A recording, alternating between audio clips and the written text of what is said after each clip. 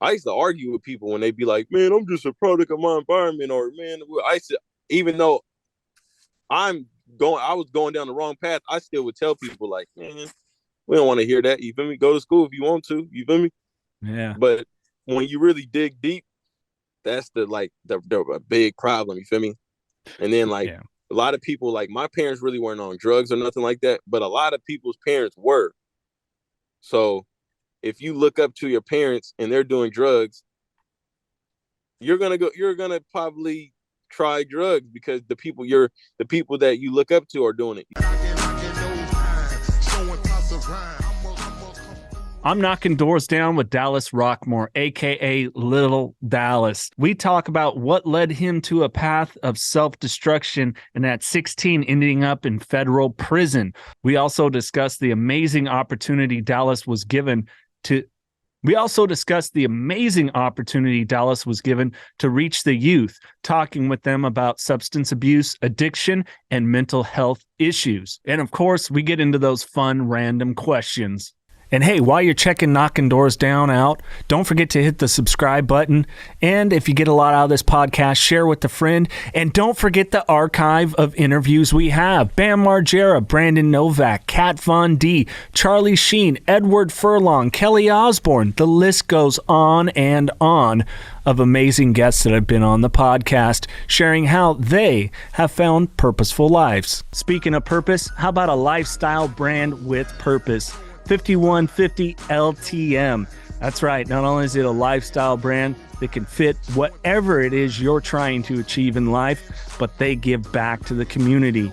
Right now, I am wearing my new 5150 hat, warm leather jacket. As well, I got my new 5150 joggers on that I like to wear around the winter time. And you, the listener of Knockin' Doors Down, get 20% off every time you shop at 5150 LTM. All you have to do is use the code KDD20 at checkout and get 20% off. And of course, I said it helps within the community. And how does 5150 give back to the community? Portions of the sales benefit the Carlos Vieira Foundation. Their three amazing programs: the Race to End the Stigma, the Race for Autism, and the Race to be Drug-Free. More on the Carlos Vieira Foundation, go to carlosvierafoundation.org. Lil Dallas, thanks for joining me on Knocking Doors Down. Hey, what's up, bro? Well, hey, we're going to dig into your story and more so the work you're doing in the aftermath, so to speak. But, I want to kind of start with childhood with you. Grew up in Sacramento. What was home life and how did maybe that start that path down to the trouble that you eventually got in? Like my mom and dad, they never really had too much money. Uh, they always was like kind of like fighting or having their little differences. So, you know what I'm saying? Like in my neighborhood is probably one of the most violent neighborhoods in Sacramento. So with me not wanting to really be inside the house, I was always outside with all the kids doing everything I shouldn't be doing. You know what I'm saying? Well, and it's an easy path. I was talking with a lady in New York about this, that, so you don't have a good home structure. And oftentimes that could lead to trouble at school because then you start acting out. But you're going to look to connect with someone and to feel like a part of a group Yeah. and accepted. And Art's like this, right? Uh, I tell people like, cause some people like, of course, some people has overcame where they came from. There's a lot of people that, oh, look at this guy, he came from here, and look at him now, and he went to college, and you know what I'm saying. Of yeah, course, there's those success stories, but if you got a son and he's in the house, right? Everybody on the street is playing football. Everybody's on the police playing football outside your house. Everybody's playing basketball outside your house. What do? Your excuse is gonna say, well, shit. Everybody plays basketball in my neighborhood. Everybody plays football in my neighborhood. It was only right for my son to go play football or basketball because everybody does it. So of yeah, course he's gonna play it. So imagine if coming from my neighborhood, when you step outside your house or you go to school, every single person is gangbanging. Every single kid is doing this. So, but you don't expect me to to follow that suit. You only expect me to follow if they're playing basketball or football or doing the right thing. So imagine if everybody outside your house is doing the wrong thing. What you expect? You feel me? A kid to what path do you expect them to go down? You feel me? Yeah. Well, I mean, because at that age, we don't know. Our environment Yeah. starts to create a lot of things. And I mean, this is the damn environment. I mean, what are you going to do? And you think it's regular. And I used to not really like. I used to kind of like. I used to argue with people when they be like, "Man, I'm just a product of my environment," or "Man," I used to, even though I was going down the wrong path. I still would tell people like, "Man, we don't want to hear that." You feel me? Go to school if you want to. You feel me? Yeah. But when you really dig deep, that's the big problem. You feel me? And then like Yeah. a lot of people, like my parents really weren't on drugs or nothing like that, but a lot of people's parents were. So if you look up to your parents and they're doing drugs, you're gonna probably try drugs because the people that you look up to are doing it. Yeah. Well, and it's that modeling, oftentimes, like to break it down just a simple way, mom and dad are the first examples of what a man and woman are supposed to be. And so if those things is what is going on, we're going to emulate that. Like I mean, like you said, there's a lot of, arguing going on in the house, not a lot of income. So there's all that stress. And, kids, they feel all that stuff. All that stuff gets Yeah. internalized and starts to become a part of it. But you're right in that what you say, there's a point where it's like you have to take onus that, like, I don't want to be a victim. I'm not going to be a victim. Absolutely right, bro. I want to talk about, because I have not had an opportunity to talk to too many people on this about, gang life, how people get in it. And where I grew up, and let alone my high school, like we had so much trouble with drugs and gangs, weapons, that they took all the fucking lockers out. Dallas, it was like, okay, we'll just give them no option to hide this stuff. So, uh, Yeah. but I remember talking to a buddy in high school. I'm like, why do you do it? We were in Castroville, California, and his thing was, well, you're on the basketball team, right? And I'm like, yeah. And he goes, I was asking why you guys dress the same and everything else, and he goes, you all wear the same uniform, right? Yeah. Well, then everybody knows you're a team, right? And I go, yeah. And he goes, well, when I dress like this and I walk down the streets and somebody wants to mess with me and they see I'm dressed like my team, they walk the other way. And I was like, oh shit, that's a good way. I never thought about that. That makes sense. See, my neighborhood is it's like a little different. Like we're not, I mean, we wear red, we're Bloods, but like we also wear blue and we'll wear any color we want. You know what I'm saying? Mm-hmm. But it's just like I said, like if you grow up on it, like we grew up and we're all right here, we all grew up together, and then we're all like a part of like a little group. And then like it slowly starts between like, okay, we go to the mall, we're all together. You know what I'm saying? We get into a fight with these other kids. And then sooner or later somebody dies. So Mm-hmm. even if you feel like, oh, you really don't want to really go down this path, but now like they killed your best friend. You know what I'm Yeah. saying? So now it's like you got to do something. So now you didn't retaliate it. Now like they looking for you, and then it just goes from there, and then it's like it'll never stop. So like even right now with me, it's like I'm working with mental health and people with substance abuse, and I'm trying to like make it a big change. You know what I'm saying? Yeah. Stop the violence, trying to do all that, right? But everything from my past life, people ain't forgot. You know what I'm saying? Right. So there's people that are always gonna want to hate me. There's people that's always gonna want me dead. There's people that, you know what I'm saying, no matter what changes I make or whatever, that doesn't matter. You know what I'm saying? That does not matter at all. They don't care. You know what I'm saying? Yeah. So just because you want to change your life, that doesn't. They're looking at it like I don't want to change mine. You feel me? And I'm still looking for you. You feel me? Yeah. So Yeah. it's it's about just like kind of like separating yourself from people and just like not putting yourself in bad positions and situations. Like I don't go a lot of places. I don't, you know what I'm saying? I just avoid like places or things where I'm gonna have to do something to somebody else or somebody might have to do something to me. You feel me? So because if Yeah. of course I'm gonna have to defend myself, and that's why I went to prison the first time. I was really just defending myself. You feel me? But I still went to prison. You feel me? Yeah. Well, that's the shit nature of how it goes down, right? I mean, my story, Yeah, Dallas, I'm in recovery for alcoholism and primary drug alcoholism, and it's that same thing. Like here I am, I just think I'm hanging out, I'm having a good time, but you put yourself in these environments, and bad shit's bound to happen. It's just yeah, it's just how it's going to roll. Eventually, someone in the group, like you said, is going to get hurt, shot, killed, arrested, get hooked on something. It's no different when you are yeah. doing the And nefarious things. It's just someone is going to be a byproduct of it, and then the people on the yeah, other side, if there's no support in mental health and trauma and all these things, they're never going to let that go. yeah. And a lot of it is mental health, and a lot of it is substance abuse problems, or because look, like a lot of things people do, they would have never did if they weren't drunk or they weren't high or they weren't trying to get high. You know what I'm saying? All too So, well. like, I'm pretty sure if because people like kind of like brush off alcoholism. You feel me? And to me, that's one of the worst ones because that liquid courage, like my dad's an alcoholic. You feel me? Mm-hmm. Kind of slowed down lately and shit, but he was an alcoholic most of the time.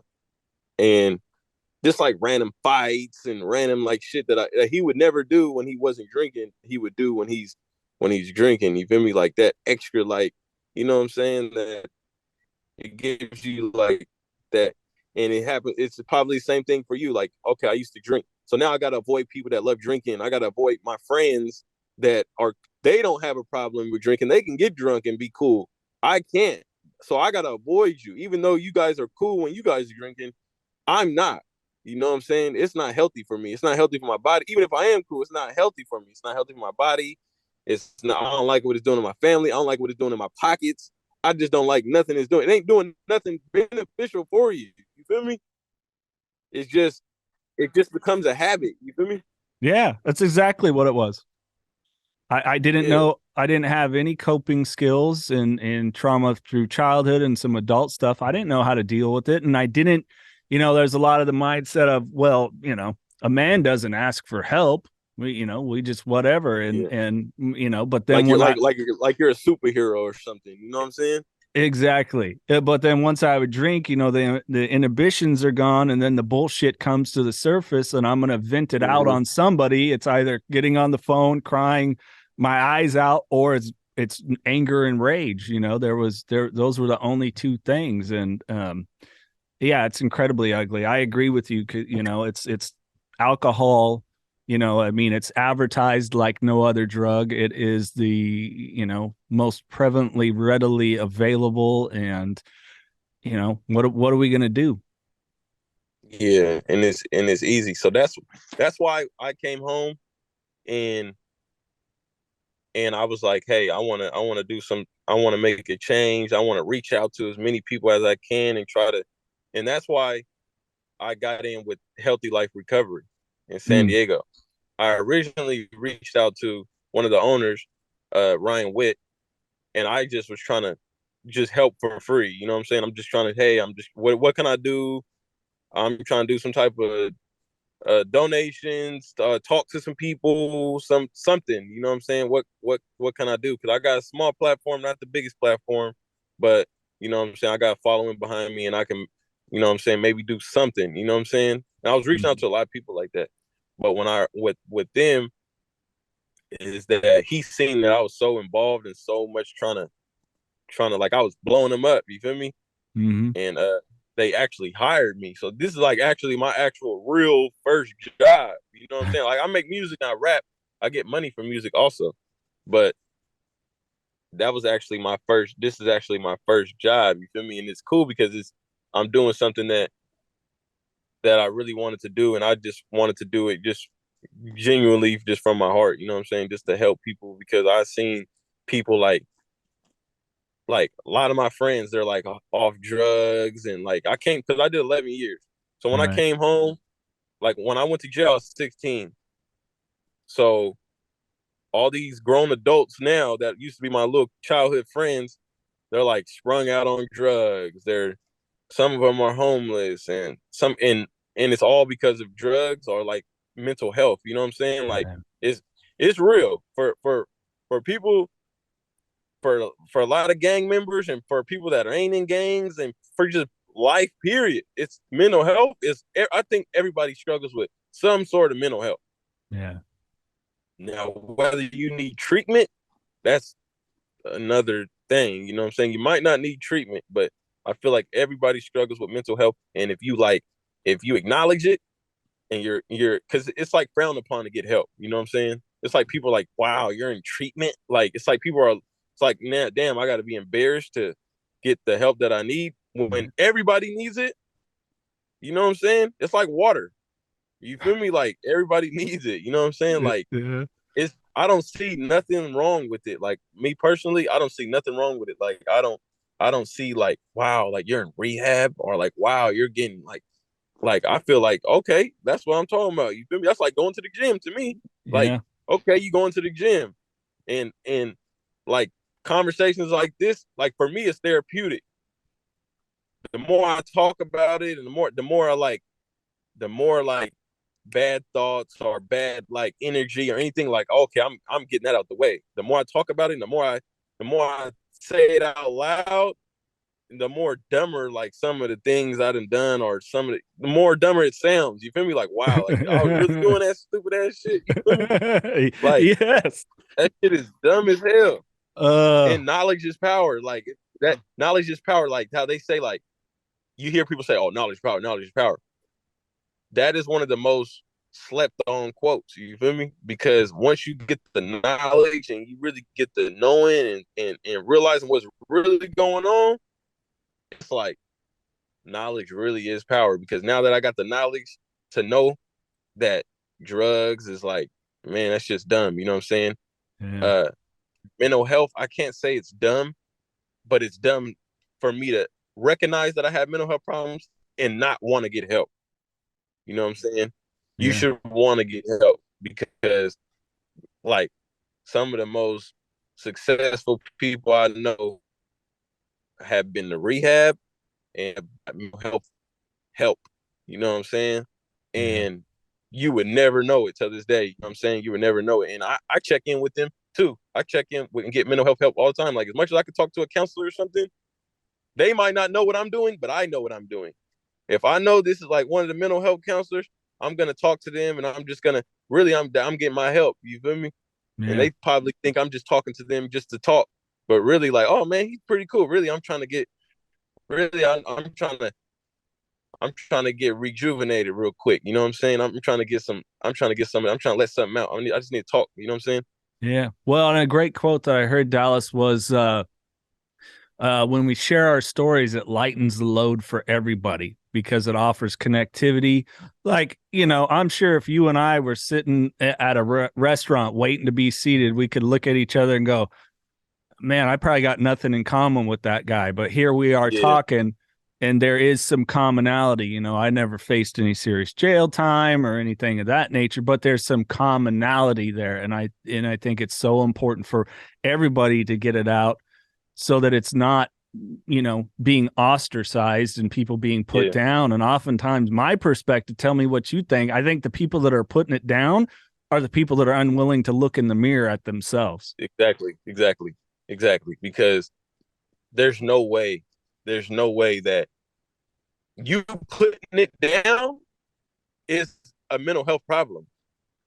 You putting that down is that shows me you really have a problem. You know what I'm Yeah. saying? Because if you feel like no one should go get help, or no one should, you have a more problem than the people getting help. You need it the most. You really need it. You feel me? So that's why when people do put it down, I don't get mad. You know what I'm saying? I Yeah. just get kind of like okay, now I really want to start talking to this guy. You know what I'm saying? Or this girl, or whatever. You feel me? Because they really are struggling with something. You feel me? And they're trying to cover it up with all this. You feel me? Mm-hmm. So I know exactly what you're talking about. And like what you said, like the more you talk, the more there's people that see me and off the off the rip, they're like, oh shit, this mother, you know what I'm saying? And then when they talk to me, they be like, oh, what the hell?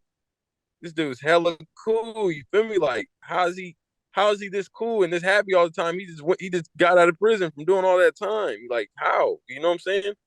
I'm probably the most happiest person that I be around. You feel me? Like, I'm Yeah. most non-negative person that people be around. The most non-racist person that anybody knows. I be with Asians. I be with white boys all the time. I be with black dudes. I be with Indians. I be with everybody. You know what I'm saying? And I look at them as equal. And if anybody disrespects them, I feel more disrespected than they feel. You feel me? Yeah. Yeah. Somebody's racist towards a white guy or a black guy or Indian or Asian, I'd be more disrespected than them. I feel more disrespected than them. You feel me? Yeah. Yeah. Like I get mad. You feel me? Even if we're one on one, I get mad. You feel me? Like I'm not going for that. You feel me? Even if it's just me and somebody one on one in the room, like I don't play that because, for example, a white guy hired me and changed my life. You know what I'm saying? Yeah. And he gave me a shot that hella people would never give me. You feel me? And they got the means and they got everything to do what he did for me, and they didn't. Yeah. Yeah. And so that's why I look at a lot of things like that. Like, bro, you cannot look at color. You gotta just look at people's attitudes and their characters. You know what I'm saying? Like, who cares? Like, bro, I don't care at all. Like 0%. I don't care. People are just human. Like, look at people as humans. You know what I'm saying?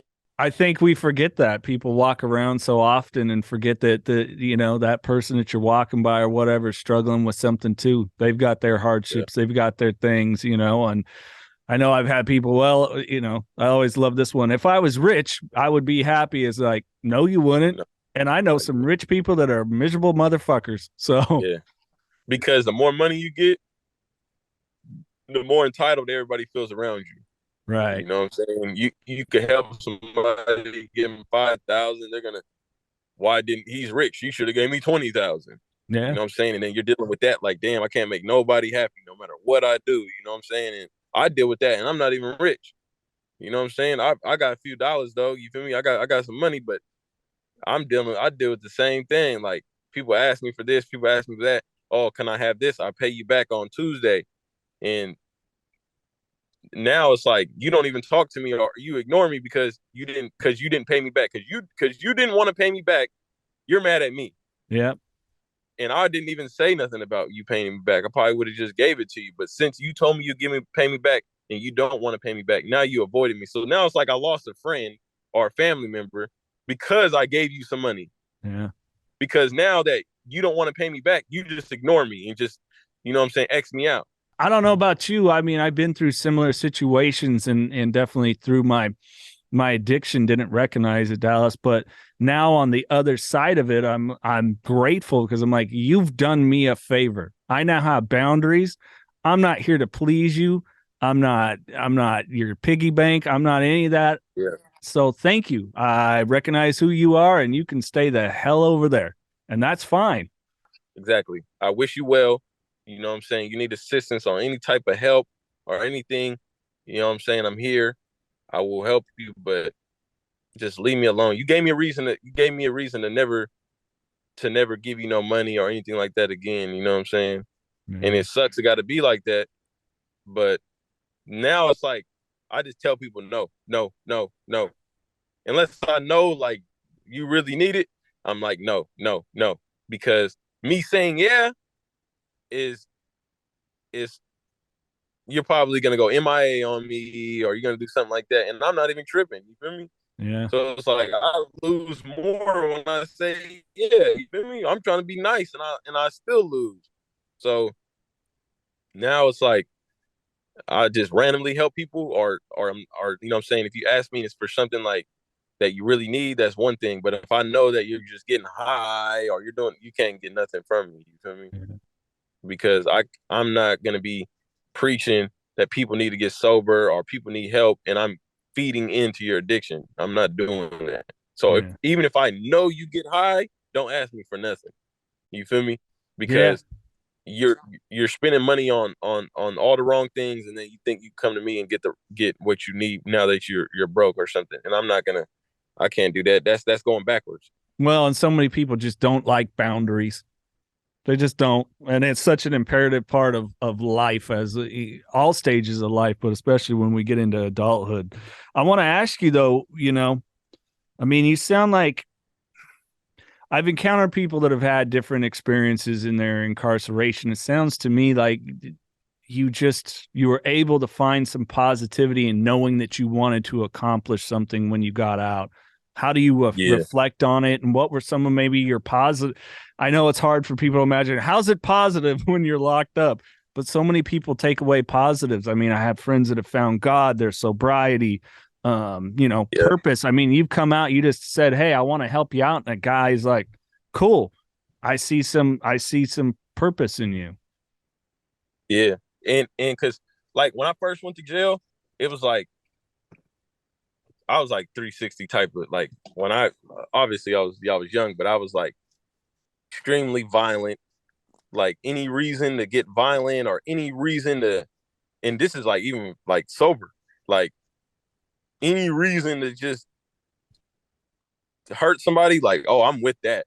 I'm with that 100%. Like, come on. But then when I first went to, but I was always like people always say like, oh, you're ahead of your time. I was always kind of smart, or you know what I'm saying. I was always kind of like not like I was just quick to do like violent stuff. You feel me? Mm-hmm. But like I could still have a conversation with you. I was like, you know what I'm saying? He's like, oh, he's hella cool, but like, man, he just be fucking up all the time. You know what I'm saying? I was one of those dudes. And uh once I uh once I went to juvenile hall, and at first I'm like, man, whatever, they gonna give me like 2 years. They don't give a fuck. I'll be right back out on the streets terrorizing everybody. You feel me? And they try to give me life. You feel me? They was trying to give me life. They was trying to give me like something crazy. You feel me? Wow. And then that's when I really start like looking at like, damn, because you ain't have nothing. Like I was single cells and stuff with myself, and I just be sitting there thinking like, damn, man, like they finna give me life. Like I'll never come home. You feel me? Yeah. And I'm just sitting there. I'm just like damn, like is this really like what life is about? Like damn, like this shit's stupid. And then you start meeting people, and you start seeing people, and they might be from your enemies' hoods, and they going through the same shit you going through. You feel me? Yeah. And then like even if we fight, we end up being cool right after. You feel me?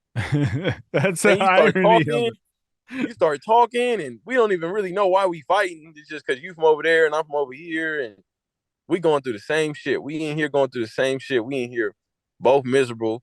You know what I'm saying? We in here just, and I just was like, man, I gotta make some changes. You feel me? Because if if I want to come home and stay home and enjoy my freedom, and like I gotta make some changes, because even if they let me go home and I still got this mind frame, like how I'm thinking, like man, I'm gonna come right back. You feel me?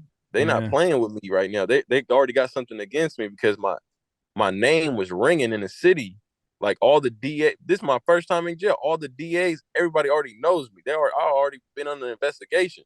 You Wow. feel me? So they already know exactly who I am when I came up in there. Like, well, we finally got your little dumb ass. So, and I did my crime right in front of the police car. I'm on camera. You feel me? Shooting. You feel me? So I'm like, oh shit. Like if I go to trial, I'm gonna lose. There's no Yeah. way that I'm gonna win. You feel me? And so like I I kind of had like a little influence over kids in juvenile hall. Like when I first went to juvenile hall, I had hella tattoos, all these tattoos and shit. I had all this shit. You feel me? Yeah. So the kids all thought I was hella cool. You feel me? And then I was doing music then, so like some people knew about my music, and the staff always asked me like, "Man, like who are you?" Like every time we go work in other buildings, like all the kids are always asking about you, man. Like what's up with you? Like why is everybody always asking about you? Like who are you, bro? And I'm like honestly, I don't know. Like I mean, I got a couple songs out that are kind of like, you know what I'm saying, like everybody in Sacramento be kind of listening to. Like maybe it's that. You feel me? And then they're like, man, well, I don't know, whatever it is, everywhere we go, like all these kids are always asking about you, man. Huh. And so I was talking to one of the staff members, and I made a group. I made up a like a program, you feel me? Yeah. To where when the kids and all the other, they gave my own building, and it started off just me and a couple other, like me and two other little inmates, you feel me, in juvenile hall. And whenever all the kids all in through the whole juvenile hall, whenever they would mess up and they would get in trouble, they would send them to me, you feel me, in my building. Yeah. And like I would have to wake up 2 in the morning if a kid, like, because they're little kids, some of them are 11 years old, they're flooding their toilets, they're Wow. rubbing feces everywhere. They're little kids. I wake up like 2 in the morning, they'd be like, hey, Roquemore, hey, we got somebody, you feel me? They're coming. So when they come, I put them in the cell, and then I'll be up at like 2 in the morning, and I'd just be like talking to the kids, you feel me? And I Yeah. would be like preaching to them, like trying to get them to like trying to figure out why they're doing what they're doing, and trying to lead them down the right path. And I'd just be talking to them, you know what I'm saying? Trying to, and then they would have to be clean in my building for 21 days before they can leave Huh. and go. So like if they're in my building and they're acting up, then they have to stay with me longer. And even though like some of them they hella like me and it's cool, it's not cool in my building because uh they don't get all the shit that they would normally get. You feel me? Right. They can't get extra stuff. They don't really get too much like TV time. You know what I'm saying? So even though like some of the kids like, oh man, like I want to stay with you, you feel me? Because you're like hella help me, but they don't really want to. They're still trying to get out because they don't get all the extra stuff. You feel me? Right. So I would like graduate kids, and they still have the program that I'm talking about. They still have it till this day. That's awesome, They man. still have it's like a little mentor program. They still have that program till this day. I called up there. They all remember me, and they're like we're still using that same program till this day. That's pretty cool, man. I mean, it's sometimes through our bullshit, and especially, clearly the stuff we choose and cause, we can end up leaving a good mark with our stories, and Mm-hmm. turning it around, man. I'm still amazed though that you ended up for 11 years though. That's baffling to me. 11 years. Like the staff, everybody was like some of them dudes was like, there's this big was two big old white dudes named Coburn and Mr. Hines. And like man, like them dudes was like ready to cry, bro. Them dudes was sick, bro. Them dudes was sick. Cause they seen they're with me day and day. So they know my character. You know what I'm saying? Yeah. They seen the changes I was making, and they seen the changes I was doing for other people. So that's one thing about the courts.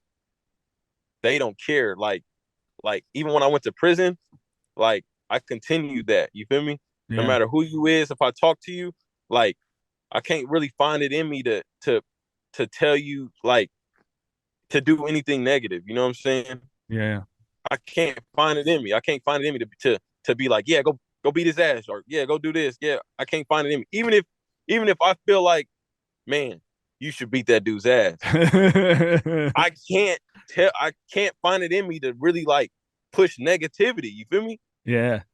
It's just not in me. You feel me? Like even if I mess up and I do something negative, I can't tell you to do nothing negative. I didn't did something, or I didn't did all this, or I might go do something. Like I can't find it in me to push it to you. So I was doing that in jail, and I was clean for 8 years.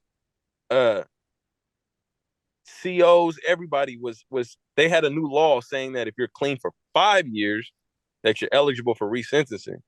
I was Sure. clean for 8, had all type of COs filing it for me. Like man, like where they're helping me, and the courts were still like, no, he's lucky he didn't get life. No, no, no, they're Uh, denying everything. So like when it comes to the courts, it's like it don't matter if you 100% rehabilitated, you're doing good. They don't care. They're not. No, yeah. you got to do all your time. There's nothing you can do to get your time knocked off. The things that they provide to get time knocked off, whether I'm doing bad or good, I get that. The little percentages and the little days off. Whether you're doing bad or good, you get those days off. Mm-hmm. You know what I'm saying? So it's Yeah. like a lot of people. That's why a lot of people don't do good, because in jail it's like, man, why would I do good? Even if I do bad, I'm still gonna get the same time knocked off as you. You've been in here. People look at me like, man, you've been in here acting like a little square. You've been doing good and doing all that, and look at you. You getting out after me. You feel Right. me? Right. Because it don't matter. You feel me? That don't matter. And I just didn't care. You feel me? I'm just like, oh well, they don't got to give me nothing. They don't got to give me no time off. I'm still gonna be doing the right thing. You feel me? And I didn't really get blessed in prison and getting on time knocked off. But when I came home, I got blessed. You feel me? Yeah. So I got married. I got wife. You know what I'm saying? She's super dope. You feel me? And I'm locked in with a lot of great people, and we're working on doing more. We're making changes, but we're working on doing like some big stuff right now. You feel me? So like I'm way more blessed now than I feel like maybe if I would have came home early, and I might not have had those same opportunities. You feel me? Yeah. Well, and that's I think that's what it's all about, and what we wanted the, ironically, you probably know Pimp C's song "Knocking Doors Down," but what we wanted it to mean in this context was exactly what you're going through and what you've experienced, and what you're doing now is taking those dark times, those adverse times, the different stuff, and using it as in a purpose to be of servitude to others. That's why we share our stories. That's why we lighten the load. And you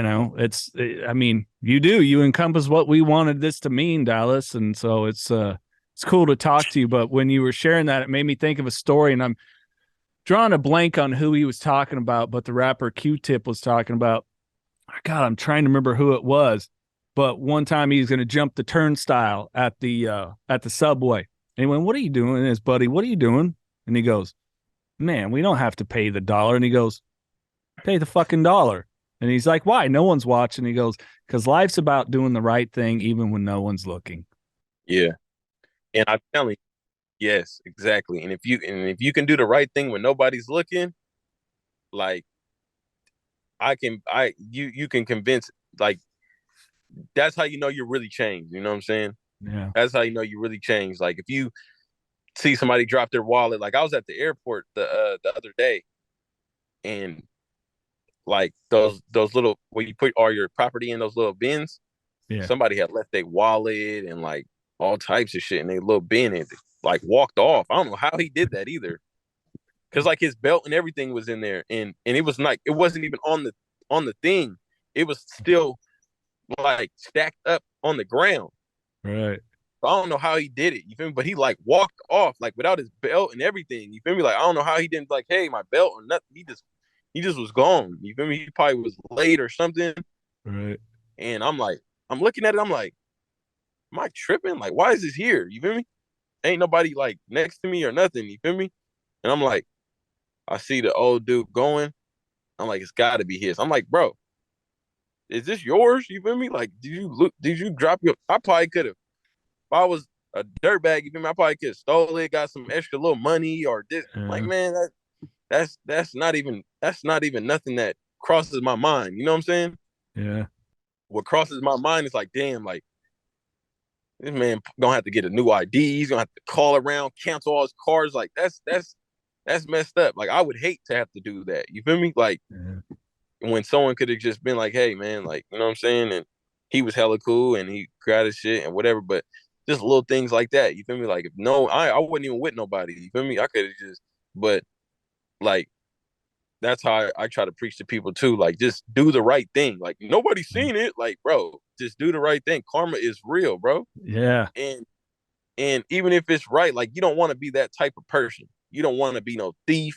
You don't want to be no nothing. You feel me? Like something come up missing and I'm around, like everybody's gonna know like it for sure was not him. You know what I'm saying? Yeah. No matter what you think, it for sure wasn't him because he didn't had a million opportunities to do that and he's not even doing that. You feel me? Like that don't cross my mind. Like, and even if it did, I would ask somebody for something before I took it. You feel me? Like I was Yeah. never a thief though. I tell you that much though. The most craziest time of my life, I was never no thief. I would never steal from you. That's never like that's one thing we preach. Like, obviously some people don't listen, but growing up, that's one of the things that like is frowned upon. In jail, it's frowned upon. Oh, Everybody I'm hates a sure. thief. In jail, oh nah, you cannot be no thief. You That's frowned upon. And even in the streets, like stealing and doing stuff like that, like where I'm from, like that's frowned upon. Like you don't get no stripes. Like we don't salute you. We don't none of that Yeah. for stealing from somebody, especially if you're stealing from somebody who's like not in like the gang life or anything, or like you're trying to harm somebody that's not a gang member. Like, bro, that's frowned upon. Yeah. Usually, if you're doing some type of gang things or whatever, just gang on gang. That's it. Anybody else that's not in there is like stay up. Like, you know what I'm saying? They're off limits. You know what I'm saying? Like you Yeah. don't touch nobody that's not living like that, or you don't rob nobody who's not in that life. Like that was always something that was kind of frowned upon. You know? Yeah. Well, Dallas, before we get to some random questions, I leave you with the final thoughts. We got to talk Finally Free, man, available on all digital platforms. Yeah, that's my latest project, and it's pretty dope. I got some features on there. Seti Hendrix, he's pretty big. He's from up out of Alabama. I got Mozzy on there. Got a few of my brothers on there, and it's just a warm up album, like just a warm up CD. You know what I'm saying? Like I came home, I was kind of getting the rhythm of it, but it's pretty dope. I got some songs on there that there's some pretty good work, but this newer stuff that I'm working on now Yeah. is like it's like probably it's next level. Hey, let's have a little fun. Jump into some random questions. What do you think? Yep, come on. All right. You could have dinner with any one person, living or not. Who are they? One person. Mm-hmm. I would do Twitch. Really? Rest in peace, Twitch Why? or Ellen, Oh, because in uh in jail, in prison, all I did was watch Ellen. really? That was the one show that I've never missed, not an episode while I was in prison. Yeah. Never. I know about 12 days giveaways, all the little stuff she got going on. I love Ellen. Ellen was like, she was like, and a lot of people will tell you this, like, she was like the one little hour of joy that, you know what I'm saying, you gonna get while you in prison. You know what I'm saying? Was Yeah. watching Ellen. For sure, Yeah. you if you're feeling down or you sad or you just having a bad day, you throw on some Ellen.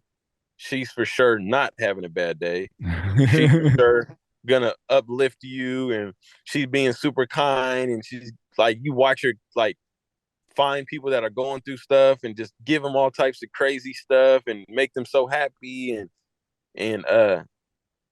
and I always loved Twitch too. You feel me? Like Yeah. he just had that smile. You know what I'm saying? Like when you see a smile, when he smile, it's like you just want to smile with him. Like you don't even know what he's smiling about. And you just Yeah. smiling with him. Like he just seemed like a great dude. You know what I'm saying? And every time I was on there, and I seen that connection with him and Ellen, and I just loved it. You feel me? So I Yeah. would love to have dinner with Ellen or Twitch. You know what I'm saying? And Yeah. that'd be cool as hell to me. You feel me? Because they brought me a lot of joy when I was in the worst situation of my life. You know what I'm saying?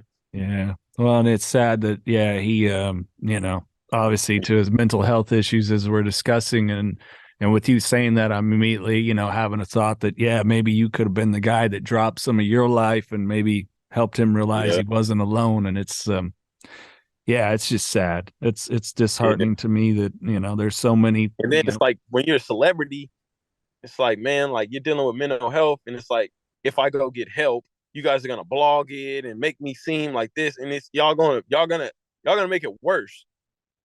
You know what I'm yeah. saying? Like, oh, whoopty whoops and mental, like so, like that's one of the reasons why they probably like shy away from that type of stuff. Like, man, like, dang, I want help, but if I get help, they're gonna put me on blast and they're gonna make it seem like I'm crazy and they're gonna, you know what I'm saying? Like, Yeah. so who knows what he was going through? You feel me? I just wish that he could have talked to somebody. You know what I'm saying? Yeah, it's such a shitty thing that happens to celebrities. That so many people want to be so inquisitive about their personal and private lives in that way that, if it's stuff they don't want to open up about. Or I think the most heinous one is, and you see it more with female celebrities where their phones are hacked and their picture maybe The they meant in a picture getting romantic part. out and Yeah, and it's like, yeah, what a violation of just.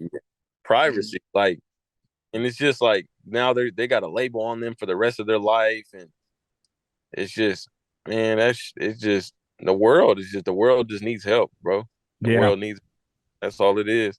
Yeah. Yeah, I agree with you. We could probably go another hour about that, but Yeah. all right, let's last book you read. Last book I read uh was uh was it's a realtor book. Huh. It was I forgot his name, but he's the Rich Dad Poor Dad. Oh, yeah, Kawasaki.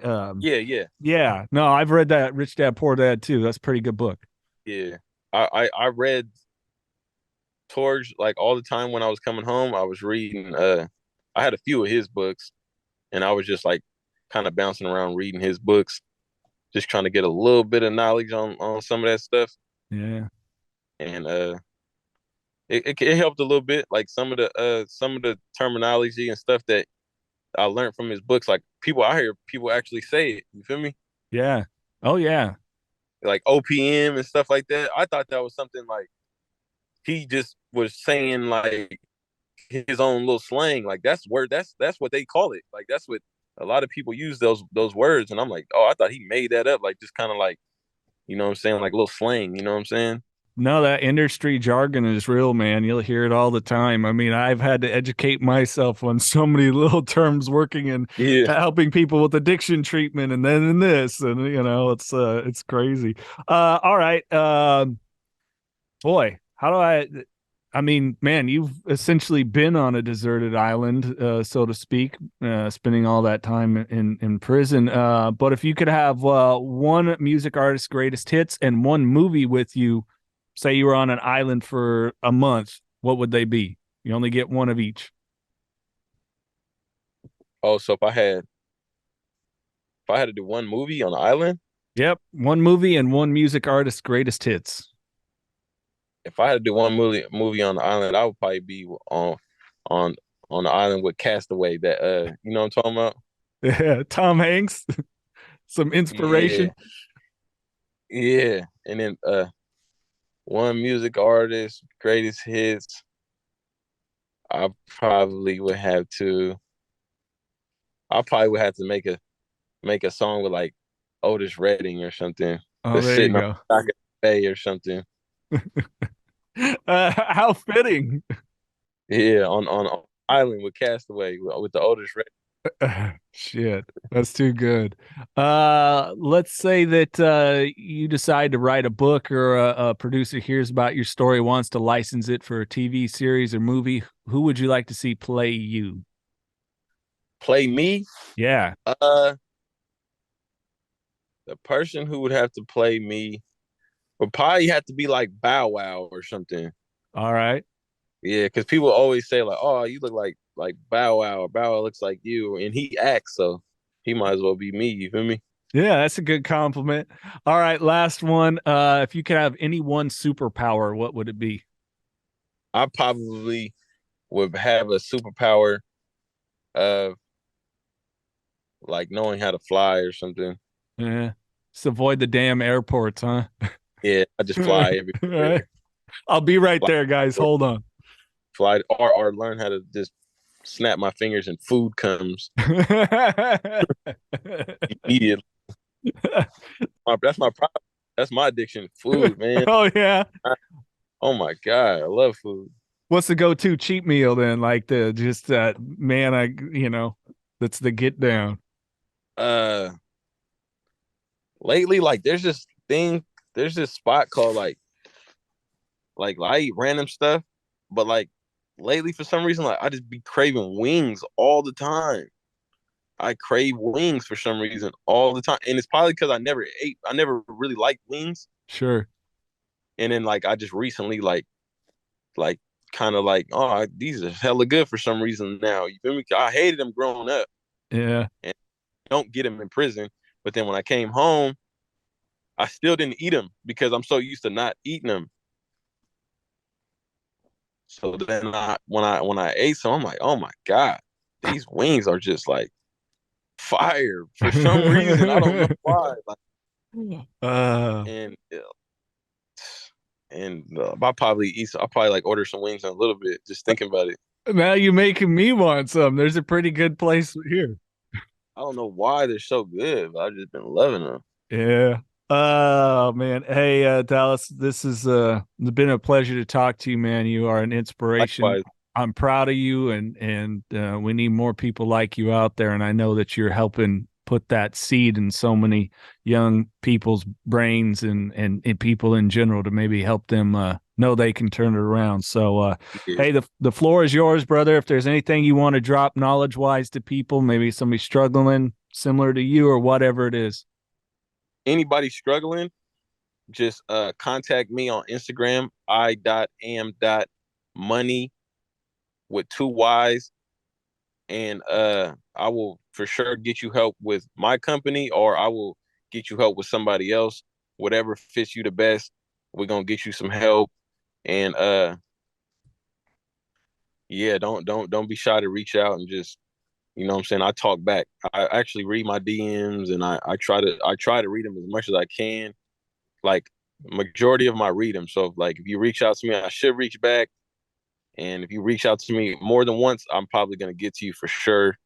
You feel me? So I will. I right now I'm just focusing on getting people help. So if you guys need anybody needs any type of help, just reach out and I will get you help for sure. And that's really it. You know, don't be scared to get help, because that shit is serious, man. You really need it. You're gonna show the people around you like that you're serious. You feel me? Because I know a lot of people that's dealing with whatever they're dealing with. I know that they don't like the way their family's looking at them. You know what I'm saying? They don't that's nothing to be proud of. You know what I'm saying? Because depending on how far gone, depending on how far gone that you went, you know what I'm saying? Like you probably burned some bridges, or you probably did, but you can come back from that. You feel me? But if you want your family and everybody to take you seriously, getting help is the only way. You know what I'm saying? Yeah. And not only getting help, but actually accepting the help. You know, and like really taking it seriously and really listening to what these people got to say when they're talking to you, and what, because they know what they're talking about, you know. and Yeah. and once you take it seriously and you get the help you need, I guarantee it, you're gonna love it. Because I talk to a lot of people that go through the programs. Like there's people in programs that I just talk to on a daily. I'm gonna call somebody that's in a program after this, and I'm gonna check on him, and I'm gonna ask him how his day is, because he doesn't even know that he helps me day to day. And I didn't even get him in the program. He's not somebody that's under me. And you know what I'm saying? I found him help. He already had help. You know what I'm saying? He's already been in the program. I end up going out there talking to him, giving him some advice just because he was there and we were talking. And the stuff that he was saying was like helping me. And obviously whatever I told him helped him, and we just linked. So like just because you need help or you're getting help don't mean that you cannot help people still, because this dude's helping me. He has no clue. You know what I'm saying? Yeah. He has no clue. You feel me? I call him every morning and every night. And I talk to him for like, you know what I'm saying, just like 10 minutes. But he for sure helps me, and like cause I could recognize genuine people, Yeah. and everything he was saying, and the way he was treating me was just like, okay, this is a great dude. You know what I'm saying? He's really, he's struggling with what he's struggling with right now, but this dude is like, he's awesome. You know what I'm saying? He's really like, and now he's like really like someone I consider one of my friends. And I talk to him. I tell him all the time, like, bro, I talk to you more than I talk to, and I only talk to you for 10 minutes in the morning, probably like 10 minutes at night. And I talk to you more than I talk to any gang member. You know what I'm saying? I talk to you. And you help me more than anybody, more than a lot of, like, with your words and just keep me on the right path. He's helped me more than a lot of people that I've known my whole life. You know what I'm saying?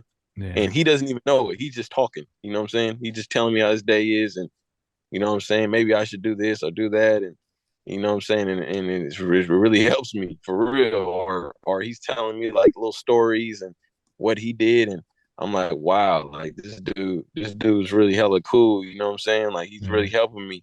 So we're all helping each other. You know what I'm saying? So just because I'm not technically in a program, I get helped by the people in the programs though. You know what I'm saying? Like we're all helping each other. We're all just, hey, we're all people that recognize that we're human and we all go through problems. And once we all recognize that and we're all talking and like, bro, it's like therapy all day. You know what I'm saying? Call one of these random dudes and it's like therapy. I call my boss therapy. You know what I'm saying? I'm kind of slacking or whatever. He's on me. You know what I'm saying? Hey, what'd you do today? You ain't been out there in the field. What are you doing? You know what I'm saying? Like, it keeps me busy because the more you're not busy, the more you just get in your head and you know what I'm saying? And you start just thinking like bad thoughts. And if you let them bad thoughts overpower, you're back to square one. This is the Knockin' Doorz Down podcast, featuring celebrities, experts, and everyday people who have overcome adversities, including addiction, mental health, and trauma, to live purposeful lives. And that's what Knockin' Doorz Down is all about. This podcast contains the views and opinions of the Knockin' Doorz Down hosts and their guests to the show. The content here should not be taken as medical advice. The content here is for informational purposes only. And because each person is sharing their unique perspective, please consult your healthcare professional for any medical questions. Views and opinions expressed in the podcast and website are our own and do not represent that of our places of work. While we make every effort to ensure that the information we are sharing is accurate, we welcome any comments, suggestions, or correction of errors. Privacy is of the utmost importance to us. For those wishing anonymity, people, places, and scenarios mentioned in the podcast have been changed to protect confidentiality at the request of certain guests. This website or podcast should not be used in any legal capacity whatsoever, including but not limited to establishing standard of care in a legal sense or as a basis for expert witness testimony. No guarantee is given regarding the accuracy of any statements or opinions made on the podcast or website. In no way does listening, reading, emailing, or interacting on social media with our content establish a doctor-patient relationship. If you find any errors in any of the content of this podcast or blogs, please send a message through the contact page. This podcast is owned by KDD Media Company.